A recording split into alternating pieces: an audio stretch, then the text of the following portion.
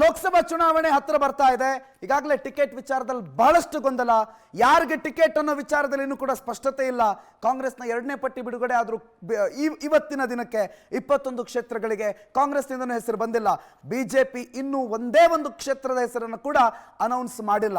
ಈ ಎಲ್ಲ ಲೆಕ್ಕಾಚಾರಗಳ ನಡುವೆ ಬಿಜೆಪಿ 25ಕ್ಕೆ 25 ಸ್ಥಾನಗಳನ್ನು ನಾವು ಗೆದ್ದು ಬಿಡ್ತೀವಿ ಅಂತಿದ್ರೆ, ಕಾಂಗ್ರೆಸ್ ನಾವು ಕೂಡ 20+ ಸ್ಥಾನವನ್ನು ಗೆಲ್ತೀವಿ ಅಂತ ಹೇಳ್ತಿದ್ದಾರೆ.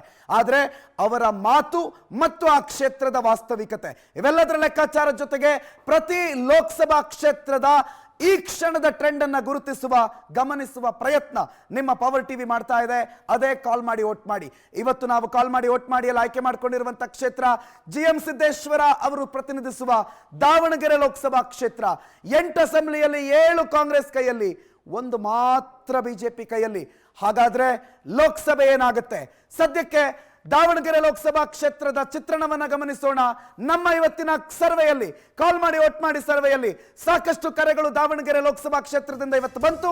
ಸಾಕಷ್ಟು ಉತ್ತಮವಾದಂತಹ ರೆಸ್ಪಾನ್ಸ್ ಇವತ್ತಿನ ನಮ್ಮ ಈ ಸರ್ವೆಗೆ ಸಿಕ್ಕಿದೆ.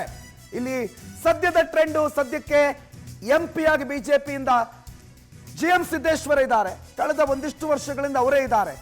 ಆ ಲೆಕ್ಕಾಚಾರದಲ್ಲಿ ಕಾಂಗ್ರೆಸ್ನ ಆಕಾಂಕ್ಷಿಗಳ ಪಟ್ಟಿಗಳ ಜೊತೆಗೆ 9:30ರಿಂದ 5:30ರವರೆಗೆ ಸಮೀಕ್ಷೆ ನಡೀತು.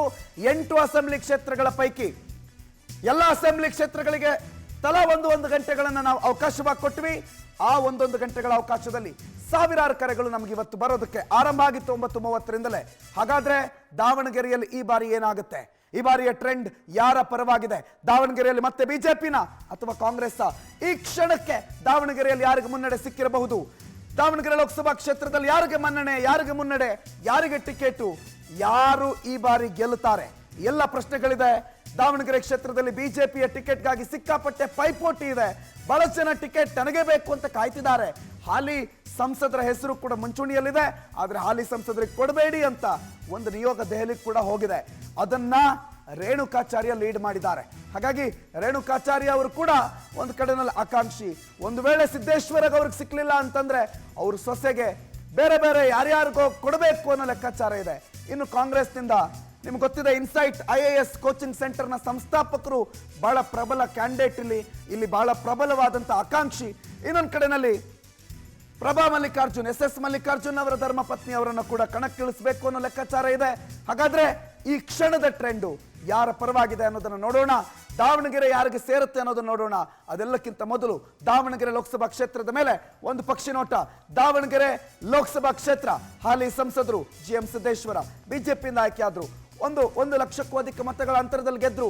ಅದಲ್ಲದೆ GM ಸಿದ್ದೇಶ್ವರ ಅವರ ಕುಟುಂಬದ ಕೈಯಲ್ಲೇ ಕಳೆದ 25 ವರ್ಷದಿಂದ ಈ ಕ್ಷೇತ್ರ ಹಾಗೆ ಇದೆ. ಸೊ ಲೋಕಸಭೆ ಅಂತ ಬಂದಾಗ ದಾವಣಗೆರೆ ಬಿಜೆಪಿಗೆ ಅಂತ ಹೇಳುವಂತ ವಾತಾವರಣ ನಿರ್ಮಾಣ ಆಗಿದೆ. ಯಾಕೆ ಅಂತಂದ್ರೆ ಬಿಜೆಪಿಯ ಭದ್ರಕೋಟೆ ಅಂತ ಕರೆಸ್ಕೊಂಡಿದ್ದು ಕೂಡ ಇದೇ ದಾವಣಗೆರೆ. ಇದು ಕರ್ನಾಟಕದ ಶಿಕ್ಷಣ ಕಾಶಿ. ದಾವಣಗೆರೆ ಬೆಣ್ಣೆ ದೋಸೆಗೆ ಫೇಮಸ್ಸು.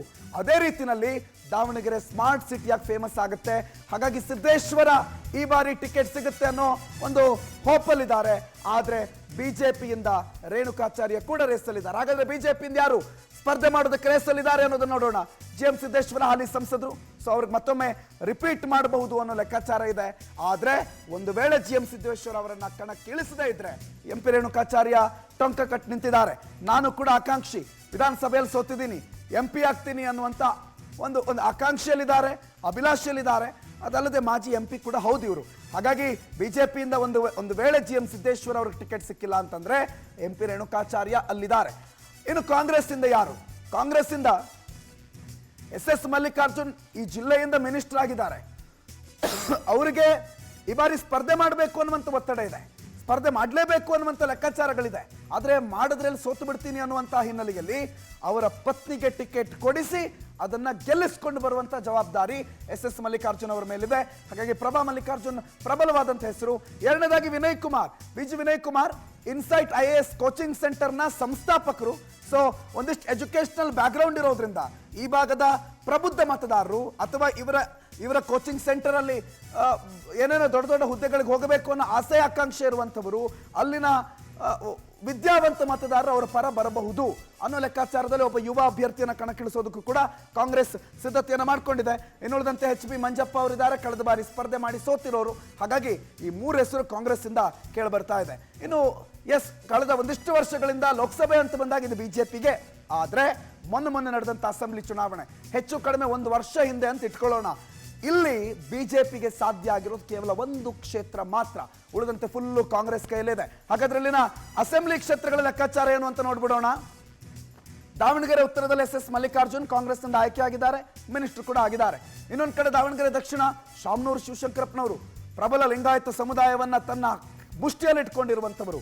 ಸೊ ಶಾಮನೂರು ಶಿವಶಂಕರಪ್ಪನವರು ಕೂಡ ಇಲ್ಲಿಂದ ಕಾಂಗ್ರೆಸ್ನಿಂದ ಆಯ್ಕೆಯಾಗಿದ್ದಾರೆ. ಹರಿಹರದಿಂದ ಬಿ.ಪಿ. ಹರೀಶ್ ಏಕೈಕ ಬಿಜೆಪಿ ಸ್ಥಾನ ಇದು. ಹರಿಹರದಿಂದ ಬಿ.ಪಿ. ಹರೀಶು, ಹೊನ್ನಾಳಿಯಿಂದ ಡಿ.ಜಿ. ಶಾಂತನಗೌಡ ಕಾಂಗ್ರೆಸ್. ಇಲ್ಲಿ ರೇಣುಕಾಚಾರ್ಯ ಅವರನ್ನ ಸೋಲಿಸಿ ಶಾಂತನಗೌಡ ಕಾಂಗ್ರೆಸ್ನಿಂದ ಆಯ್ಕೆಯಾಗಿದ್ರು. ಅದೇ ರೇಣುಕಾಚಾರ್ಯ ಈಗ ಮತ್ತೊಮ್ಮೆ ಎಂಪಿ ಟಿಕೆಟ್ನ ಆಕಾಂಕ್ಷಿಯಾಗಿದ್ದಾರೆ. ಇನ್ನು ಮಾಯಕೊಂಡದಲ್ಲಿ ಕೆ ಎಸ್ ಬಸವಂತಪ್ಪ ಕಾಂಗ್ರೆಸ್, ಚನ್ನಗಿರಿ ಮಾಡಾಳೂರು ಪಕ್ಷಪ್ಪನವ್ರ ಹೆಸರು ಕೇಳಿರಬಹುದು. ಅವ್ರ ಮಗನಿಗೆ ಮಲ್ಲಿಕಾರ್ಜುನ ಅವ್ರಿಗೆ ಟಿಕೆಟ್ ಕೊಡಬೇಕು ಅನ್ನೋ ಲೆಕ್ಕಾಚಾರ ಇತ್ತು, ಆದರೆ ಕೊನೆ ಕ್ಷಣದಲ್ಲಿ ಏನೇನೋ ಮಾಡಿ ಸಿಕ್ಕಾಕೊಂಡ್ಬಿಟ್ರು. ಅಂತ ಚನ್ನಗಿರಿಯನ್ನು ಕೂಡ ಕಾಂಗ್ರೆಸ್ ಕೊನೆ ಹಂತದಲ್ಲಿ ಗೆದ್ಕೊಂಡ್ಬಿಡ್ತು. ಅದ್ರ ಜೊತೆಗೆ ಜಗಳೂರಿನಲ್ಲಿ ಬಿ ದೇವೇಂದ್ರಪ್ಪ ಕಾಂಗ್ರೆಸ್ನಿಂದಿದ್ದಾರೆ. ಹರಪನಹಳ್ಳಿಯಿಂದ ಎಂಪಿ ಲತಾ ಪಕ್ಷೇತರರಾಗಿದ್ದಾರೆ, ಆದರೆ ಕಾಂಗ್ರೆಸ್ಗೆ ಬೆಂಬಲ ಇದೆ ಅವರದ್ದು. ಹಾಗಾಗಿ 8ರಲ್ಲಿ 7 ಕಾಂಗ್ರೆಸ್ಸು, ಕೇವಲ 1 ಮಾತ್ರ ಬಿಜೆಪಿ, ಅದು ಹರೀಶ್ ಅವರ ಕೈಯಲ್ಲಿದೆ. ಹಾಗಾಗಿ ಇಲ್ಲಿ ಸದ್ಯದ ಟ್ರೆಂಡ್ ನೋಡಿದ್ರೆ ಕಾಂಗ್ರೆಸ್ ಪರವಾಗಿ ಮತದಾರನ ಮನಸ್ಸು ಇದೆ ಈ ಕಳೆದ ಚುನಾವಣೆಯಲ್ಲಿ ಅನ್ನೋದು ಸ್ಪಷ್ಟ. ಆದರೆ 2019 ಚುನಾವಣೆಯ ಫಲಿತಾಂಶವೇ ಬೇರೆ ಇತ್ತು. 2019 ಚುನಾವಣೆಯ ಫಲಿತಾಂಶವನ್ನು ಗಮನಿಸೋಣ. ಆವತ್ತಿನ ದಿನ GM ಸಿದ್ದೇಶ್ವರ ಬಿಜೆಪಿಯಿಂದ ಸ್ಪರ್ಧೆ ಮಾಡಿದ್ರು, ಎಚ್ ಬಿ ಮಂಜಪ್ಪ ಕಾಂಗ್ರೆಸ್ ಇಂದ ಸ್ಪರ್ಧೆ ಮಾಡಿದ್ರು, ಸಿದ್ದಪ್ಪ BH BSP ಇಂದ ಸ್ಪರ್ಧೆ ಮಾಡಿದ್ರು. ಆ ಪೈಕಿ 54% 54.66 ಬಿಜೆಪಿಗೆ ಬಂದಂತ ಮತಗಳು, ಕಾಂಗ್ರೆಸ್ ಇಂದ 40.46. ಕಾಂಗ್ರೆಸ್ 4,83,000 ಮತಗಳನ್ನು ಪಡೆದುಕೊಂಡಿತ್ತು ಲಾಸ್ಟ್ ಎಲೆಕ್ಷನ್ ಅಲ್ಲಿ. ಬಿಜೆಪಿ 6,52,996 ಮತಗಳನ್ನು ಪಡೆದುಕೊಂಡಿತ್ತು. ಮೋದಿ ಅಲೆ, GM ಸಿದ್ದೇಶ್ವರ, ಆ ಟೈಮಿನ ಒಂದಿಷ್ಟು ವಿಚಾರಗಳು ಈ ಇಲೆಕ್ಷನ್ ಅಲ್ಲಿ ಮ್ಯಾಟರ್ ಆಗಿತ್ತು. ಹಾಗಾಗಿ ಕಾಂಗ್ರೆಸ್ ಅಭ್ಯರ್ಥಿ ಈ ಕ್ಷೇತ್ರವನ್ನ ಕಳೆದುಕೊಂಡಿದ್ರು. ಮಂಜಪ್ಪ ಈಗ ಸದ್ಯಕ್ಕೆ ಅವರು ಈ ದಾವಣಗೆರೆಯ ಜಿಲ್ಲಾ ಕಾಂಗ್ರೆಸ್ನ ಅಧ್ಯಕ್ಷರಾಗಿದ್ದಾರೆ. ಸೊ 2019ರಲ್ಲಿ ಈ ರೀತಿ ಆಗಿತ್ತು. ಹಾಗಾದ್ರೆ ಇಲ್ಲಿನ ಟೋಟಲ್ ಮತದಾರರ ಸಂಖ್ಯೆ ಏನು, ಮತದಾರರ ವಿವರ ಏನು, ಪುರುಷರೆಷ್ಟು ಮಹಿಳೆಯರೆಷ್ಟು ನೋಡೋಣ. ಟೋಟಲ್ ಮತದಾರರ ಅದಕ್ಕಿಂತ ಮೊದಲು ಕಳೆದ ಬಾರಿ GM ಸಿದ್ದೇಶ್ವರ ಅವ್ರ ಗೆಲುವಿನ ಅಂತರ ಬಗ್ಗೆ ಮಾತಾಡಲೇಬೇಕು. 2019 ಚುನಾವಣೆಯಲ್ಲಿ ಗೆಲುವಿನ ಅಂತರ 1,69,000, ಆಲ್ಮೋಸ್ಟ್ ಎಲ್ಲ ಕಡೆನಲ್ಲೂ 69,000 ಮಿನಿಮಮ್ ಮೋದಿ ಅಲೆಯಿಂದ ಬಂದಿದ್ರೆ 1 ಲಕ್ಷ GM ಸಿದ್ದೇಶ್ವರ ಅವರ ಹೆಸರಿನಲ್ಲೇ ಲೀಡ್ ಬಂದಿರಬಹುದು.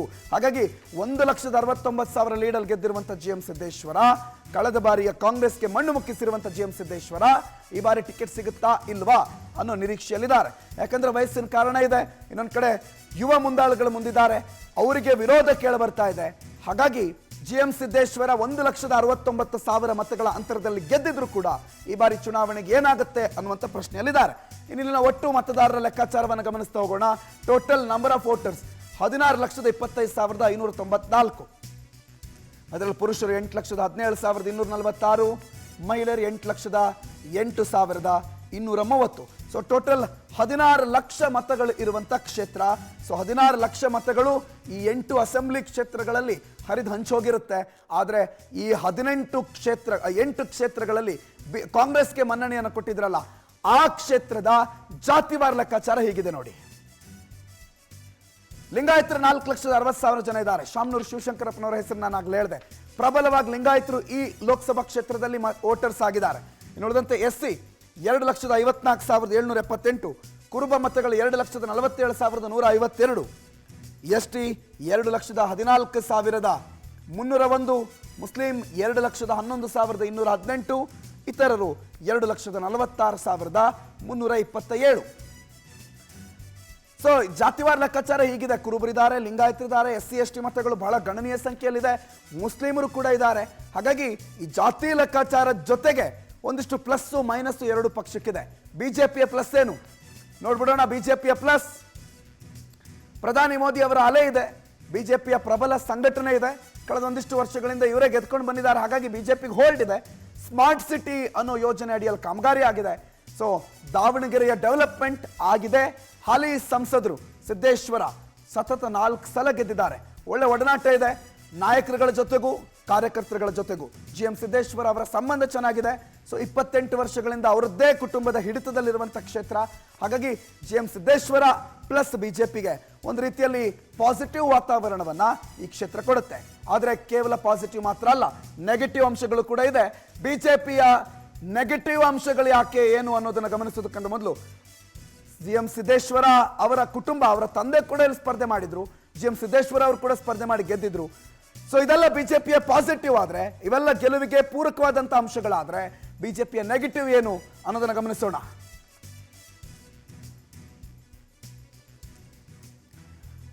ಬಿಜೆಪಿಯ ಮೈನಸ್ಸು, ಕಳೆದ ವಿಧಾನಸಭಾ ಚುನಾವಣೆಯಲ್ಲಿ ಸಿಕ್ಕಾಪಟ್ಟೆ ಹಿನ್ನಡೆ ಆಗಿದೆ. 7 ಕ್ಷೇತ್ರ ಕಾಂಗ್ರೆಸ್ ಗೆದ್ಕೊಂಡಿದೆ, 6+1, ಕೇವಲ 1ರಲ್ಲಿ ಮಾತ್ರ ಬಿಜೆಪಿ ಗೆಲ್ಲೋದಕ್ಕೆ ಸಾಧ್ಯ ಆಗಿತ್ತು. ಸೊ ಆ ಹಿನ್ನಡೆ ಲೆಕ್ಕಾಚಾರ ಮಾಡಿದ್ರೆ ಬಿಜೆಪಿಗೆ ಸ್ವಲ್ಪ ಭಯ ಇದೆ. ಇನ್ನು ಟಿಕೆಟ್ ಯಾರು ಕೊಡಬೇಕು ಅನ್ನೋ ಗೊಂದಲ, ಇಂಥವ್ರು ಕೊಡಲೇಬೇಡಿ ಅಂತೇಳಿ ಒಂದು ನಿಯೋಗ ದೆಹಲಿಗೆ ಹೋಗೋದು. ಸೊ ಬಿಜೆಪಿಯ ಆಂತರಿಕ ಕಲಹ, ಆಂತರಿಕ ಕಚ್ಚಾಟ ಇಲ್ಲಿ ಬಹಳ ಸ್ಪಷ್ಟವಾಗಿ ಗೊತ್ತಾಗ್ತಾ ಇದೆ. ಸೊ ಅವರವರ ನಡುವಿನ ವೈಮನಸ್ಸಿದೆಯಲ್ಲ, ಅದು ಬಿಜೆಪಿಗೆ ದೊಡ್ಡ ನೆಗೆಟಿವ್. ಸೊ ಈ ಎಲ್ಲ ನೆಗೆಟಿವ್ ಜೊತೆಗೆ ಬಿಜೆಪಿ ಈ ಬಾರಿಯ ಚುನಾವಣೆಯನ್ನ ಎದುರಿಸಬೇಕಾಗಿದೆ. ಸೊ ಈ ನೆಗೆಟಿವ್ಗಳು ಇದೆ, ಅದ್ರ ಜೊತೆಗೆ ಪಾಸಿಟಿವ್ ಅಂಶಗಳು ಕೂಡ ಬಹಳ ಚೆನ್ನಾಗಿದೆ. ಹಾಗಾಗಿ ಈ ಪಾಸಿಟಿವ್ ನೆಗೆಟಿವ್ ನಡುವಿನ ಬಿಜೆಪಿಯ ಸಮೀಕರಣ ಹಿಂಗಿದ್ರೆ, ಕಾಂಗ್ರೆಸ್ನ ಸಮೀಕರಣ ಏನು? ಕಾಂಗ್ರೆಸ್ ಯಾವ್ಯಾವ ಪ್ರಮುಖ ಅಂಶಗಳ ಜೊತೆಗೆ ಈ ಬಾರಿಯ ಚುನಾವಣೆಯನ್ನು ಎದುರಿಸ್ತಾ ಇದೆ? ಅಫ್ಕೋರ್ಸ್ ಒಂದು ಗ್ಯಾರಂಟಿ ಯೋಜನೆ, ಅದರ ಜೊತೆಗೆ ಈ ಲೋಕಸಭಾ ಕ್ಷೇತ್ರದ 7 ಕ್ಷೇತ್ರ ಕಾಂಗ್ರೆಸ್ನ ಹಿಡಿತದಲ್ಲಿದೆ. 7 ಜನ MLA ಇದ್ದಾರೆ. 7 ಜನ MLA ಇಟ್ಕೊಂಡು ಒಂದು ಕ್ಷೇತ್ರವನ್ನು ಕಾಂಗ್ರೆಸ್ ಗೆಲ್ಲೋದಕ್ಕೆ ಕಷ್ಟಪಡಬೇಕಾ? 7 ಜನ MLA ಶ್ರಮ ಇಲ್ಲಿ ಒಟ್ಟಾಯಿತು ಅಂತಂದ್ರೆ ಕಾಂಗ್ರೆಸ್ ಜಯ ಆಗಬಹುದು. ಅದಲ್ಲದೆ 5 ಗ್ಯಾರಂಟಿಗಳ ಸಮರ್ಪಕ ಜಾರಿ ಎಲ್ಲಾ ಕ್ಷೇತ್ರಗಳಲ್ಲೂ ಕೂಡ ಇದು ಒಂದು ಕಾಮನ್ ಫ್ಯಾಕ್ಟರ್. ಅದ್ರ ಜೊತೆಗೆ ಸಿದ್ದರಾಮೋತ್ಸವ ನೆನಪಿದೆಯಾ? ಕಳೆದ ಬಾರಿಯ ಚುನಾವಣೆ 10 ಲಕ್ಷ ಜನ ಅಲ್ಲಿ ಸೇರಿದ್ರು, ಸಿದ್ದರಾಮಯ್ಯನವರು ಬೆಂಬಲಿಗರು. ಸೊ ದಾವಣಗೆರೆ ಅಂದಿದ ತಕ್ಷಣ ಸಿದ್ದರಾಮೋತ್ಸವ, ಸೊ ದಾವಣಗೆರೆ ಅಂದಿದ ತಕ್ಷಣ ಕಾಂಗ್ರೆಸ್ಗೊಂದು ಹೋಲ್ಡು, ಕಾಂಗ್ರೆಸ್ ಇಲ್ಲಿ ಸ್ಟ್ರಾಂಗ್ ಇದೆ ಅನ್ನೋದನ್ನ ತೋರಿಸ್ಕೊಳ್ಳೋದಕ್ಕೆ ಹಲವು ಕಾರ್ಯಕ್ರಮಗಳು ಇಲ್ಲಿ ಸಾಕ್ಷಿಯಾಗಿ ನಿಲ್ಲುತ್ತೆ. ಅದರಲ್ಲಿ ಸಿದ್ದರಾಮೋತ್ಸವ ಕೂಡ ಒಂದು. ಹಾಗಾಗಿ ಇವೆಲ್ಲ ಇದೆ. ಅದ್ರ ಜೊತೆಗೆ ಬಿಜೆಪಿಯ ನಾಯಕರುಗಳ ವೈಮನಸ್ಸು ಕಾಂಗ್ರೆಸ್ ಪ್ಲಸ್ ಆಗುತ್ತೆ. ಇಲ್ಲಿ ಸಿದ್ದೇಶ್ವರ ಅವರು ಟಿಕೆಟ್ ಕೊಡಬೇಡಿ ಅಂತ ಹೇಳಿ ಮತ್ತೊಬ್ಬರನ್ನ ಕರ್ಕೊಂಡು ಬಂದು ಕೂರಿಸುವ ಪ್ರಯತ್ನ ಮಾಡಿದ್ರು ಕೂಡ ಆ ನಡುವೆ ಕಾಂಗ್ರೆಸ್ ಅದರ ಸದುಪಯೋಗವನ್ನ ಪಡಿಸಿಕೊಳ್ಳೋ ಸಾಧ್ಯತೆ ಇದೆ. ಆದರೆ ಕಾಂಗ್ರೆಸ್ನ ಮೈನಸ್ಗಳೇನು ಅನ್ನೋದನ್ನ ಗಮನಿಸೋಣ. ಕಾಂಗ್ರೆಸ್ಗೆ ನೆಗೆಟಿವ್ ಅಂಶಗಳೇನು ಅಂತಂದ್ರೆ ಮೋದಿ ಅಲೆ ಇದೆ. ಆ ಮೋದಿ ಅಲೆ ಎದುರುಗಡೆ ಯಾರಪ್ಪ ಕ್ಯಾಂಡಿಡೇಟು ಅನ್ನೋದು ಇನ್ನೂ ಕೂಡ ತಲೆ ಕೆಡಿಸ್ಕೊಂಡಿದ್ದಾರೆ.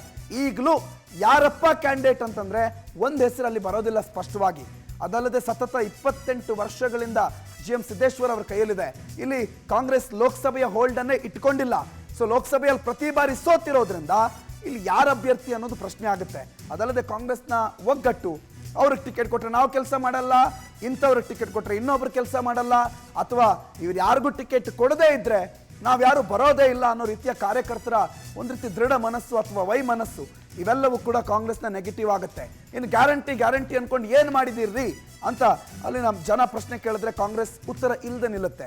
ಯಾಕಂದ್ರೆ ಇನ್ನೊಂದು ಕಡೆ ಸ್ಮಾರ್ಟ್ ಸಿಟಿ ಪ್ರಾಜೆಕ್ಟ್ನಲ್ಲಿ GM ಸಿದ್ದೇಶ್ವರ ತೋರಿಸ್ಬೋದು, ನೋಡ್ರಿ ಇದಿಷ್ಟು ನಾನು ಮಾಡಿರೋ ಕೆಲಸ ಅಂತ. ಕಾಂಗ್ರೆಸ್ 1 ವರ್ಷದಿಂದ ಅಧಿಕಾರದಲ್ಲಿದೆ, ಏನು ಮಾಡಿದಿರಿ ಅಂತ ಪ್ರಶ್ನೆ ಕೇಳಿದ್ರೆ ಏನೂ ಇಲ್ಲ. ಹಾಗಾಗಿ ಕಾಂಗ್ರೆಸ್ ಈ ಎಲ್ಲ ನೆಗೆಟಿವ್ ಅಂಶಗಳ ಜೊತೆ ಕೂಡ ಚುನಾವಣೆಯನ್ನು ಎದುರಿಸಬೇಕಾಗತ್ತೆ. ಪಾಸಿಟಿವ್ ನೋಡಿದ್ವಿ, ನೆಗೆಟಿವ್ ನೋಡಿದ್ವಿ, ಕಳೆದ ಬಾರಿಯ ಚುನಾವಣೆ ರಿಸಲ್ಟ್ ನೋಡಿದ್ವಿ, ಈಗಿನ ಲೆಕ್ಕಾಚಾರಗಳನ್ನು ನೋಡಿದ್ವಿ. ಹಾಗಾದ್ರೆ ದಾವಣಗೆರೆ ಯಾರಿಗೆ?